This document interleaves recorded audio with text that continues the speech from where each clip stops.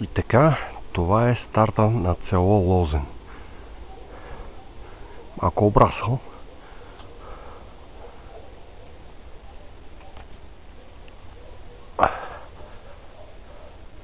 С хръсталаци, но ще бъде почистен и ще може да се лети. Така, с електропроводите. Там стадиона. Може да се каца. И извън селото някъде. Там от далечината. Се надявам да го почистя.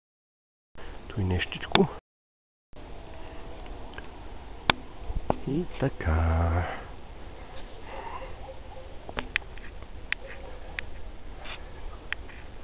Ето това е. За изток.